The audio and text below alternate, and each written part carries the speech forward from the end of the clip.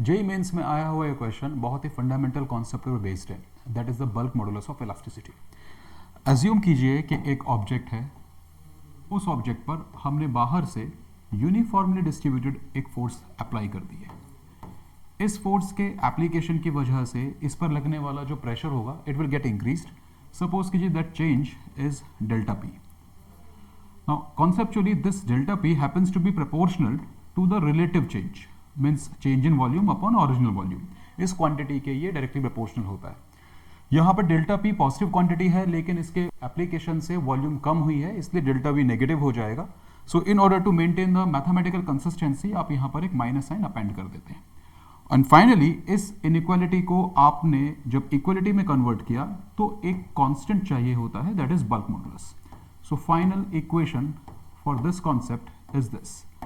Numerical इसी पर based है और इसमें आपसे सिंपली इनिशियल वॉल्यूम की वैल्यू पूछी हुई है, बाकी सब क्वांटिटीज आपको दी गई थी।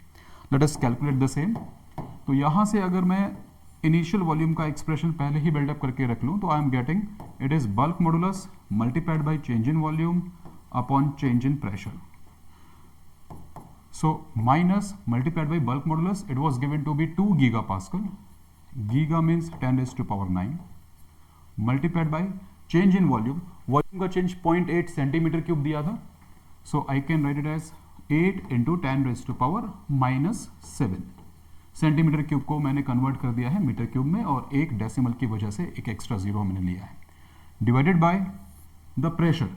सो प्रेशर 1 एटमॉस्फेयर से 5 एटमॉस्फेयर इंक्रीज कर दिया गया था, मीन्स जो चेंज था दैट वाज 4 एटमॉस्फेयर। एटमॉस्फेयर को हम राउंड ऑफ करके 10⁵ लिख लेते हैं। सो और ये जो चेंज वॉल्यूम का था, it since it was negative change, इसलिए आप इसको प्लस कर सकते हैं। फाइनल आंसर जो आपका आ जाएगा यहाँ से, it is going to be 4 into 10⁻⁹ minus 7 and minus 5। So इतना मीटर क्यूब हमारा इनिशियल वॉल्यूम था, दैट इज 4 इंटू 10⁻⁻3।